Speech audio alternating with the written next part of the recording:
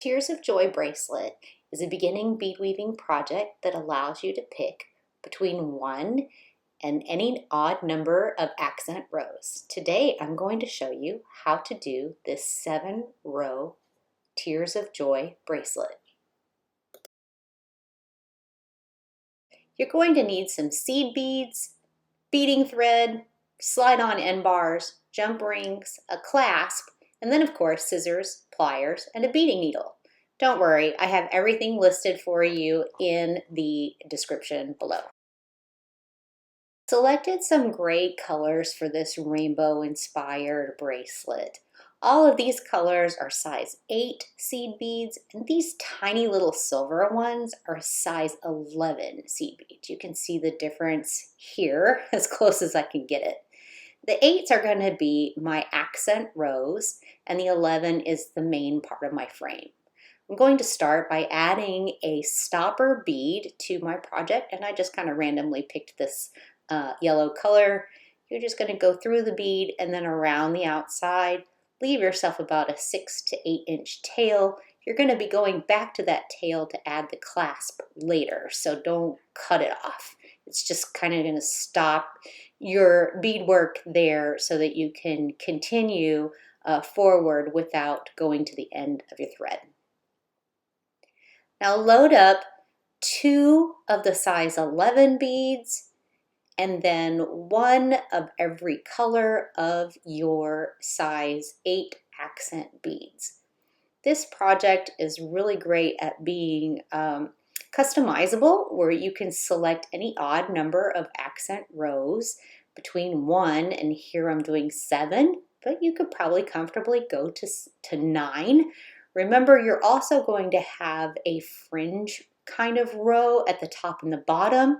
So even though this is 7 accent bead colors, it's actually going to be 9 rows tall because of the 2 fringe rows all across the side.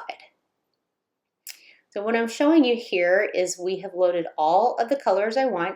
And to start the next row of beadwork, I'm putting on 4 11s. And I'm going to do a square stitch, which means I'm going to go back through all 4 in the same direction that I needled on before. I lassoed my little tray there. And by going through them again, I am able to manipulate those beads to sit side by side next to each other. This bracelet is going to combine square stitch and peyote stitch techniques. And this is a square stitch technique where I've kind of made a little square with my beads. And now I'm going to go back down the strip, the starter strip, in the opposite direction. I start by adding my purple color and 2 of the 11s.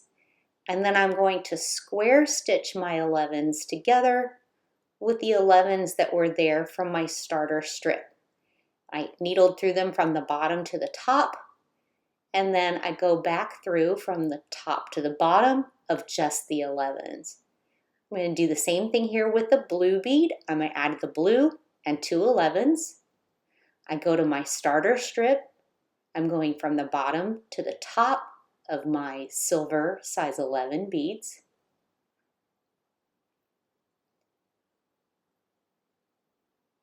Those 4 beads are now sitting side by side next to each other, and then I'm going to go through the 2 new ones that I just added back in the direction that I am beading. I'm going to add the green and 2 of the silver beads, come from the bottom of the 2 silver beads from my starter row. When those silver beads are sitting next to each other, I'm going to go back through the 2 silver beads that I just added. In this method, I am square stitching just the silver 11 beads next to each other on these rows. This is called my square stitch row.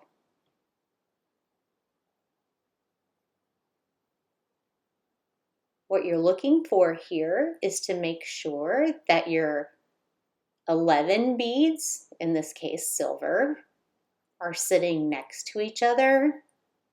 You're not pulling too tight and you're not keeping it too loose. You just want them to sit side by side next to each other.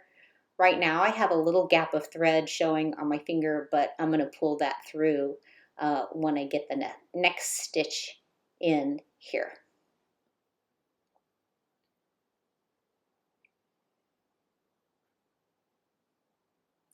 And I'm doing that all the way down my beadwork.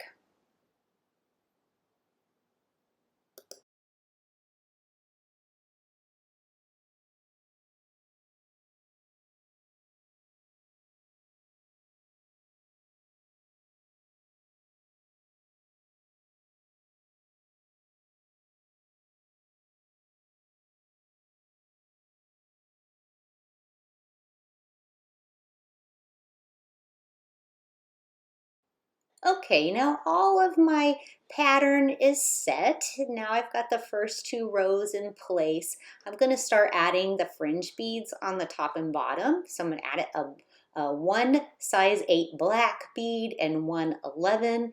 And as I pull them on down to the end of my beadwork here, I'm then going to just turn my needle around and come back through the 8. So the 11 is kind of going to sit on the outside of that 8 like a little bitty piece of fringe, just to kind of add a little edge decoration. And now my needle is going in the other direction, so that I can go back up the line of my beadwork to the other side. So we are going to now do the peyote stitch row. And this is like the easiest rows to be doing. You're just going to add 2 11s and needle through those size 8 accent beads all the way up the chain.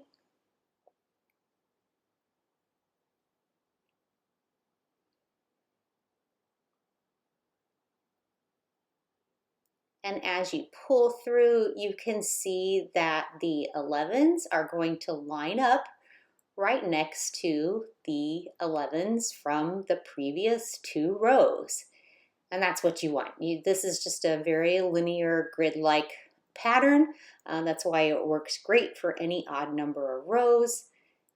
And every other row now that you're going to do from this point forward is going to be exactly like this. It's going to be the peyote row. As we get to the top here, we're going to add the new bit of fringe that's going to go, allow us to turn around and go down the other side. So I need to add my 2 silver beads. Then I'm going to add 1 of the black beads and another silver. And then I'm going to turn back around, coming just through the black bead, pull that on down, and now I am going in the opposite direction. And I want to add my 2 silver beads, square stitch them here to the 2 that I just added a moment ago.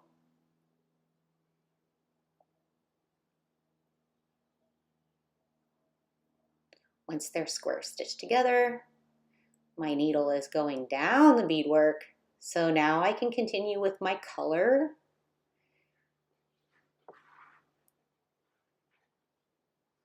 Square stitch my silver ones together.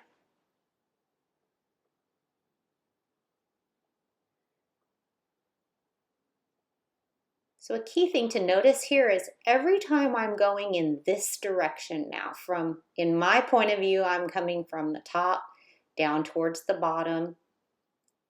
I'm going to be doing the square stitch rows where I'm adding 1 color or accent bead and 2 of the 11, I guess I'm going to call it the frame color bead, and I'm going to square stitch the 11s together. This is my square stitch row, and every time I'm coming in this direction, I will be adding that type of row all the way down.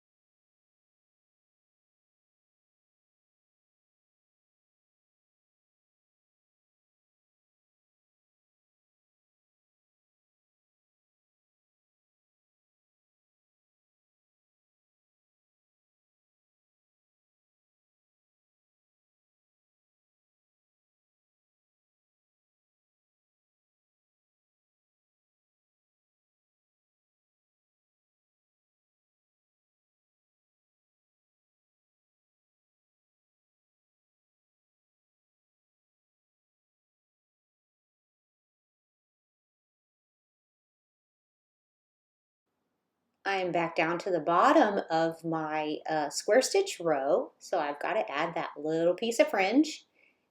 To do that, of course, we are going to add one black 8/0 bead and one silver 11/0 bead, pull them on down, turn my needle around, and come back through the black fringe bead. Now, because I'm going from the bottom of my beadwork to the top, I'm doing the peyote row. These are the really fast, speedy rows where we're just adding the 2 size 11 beads, the frame color, and we are going to go all the way up the beadwork, connecting only to the accent color beads.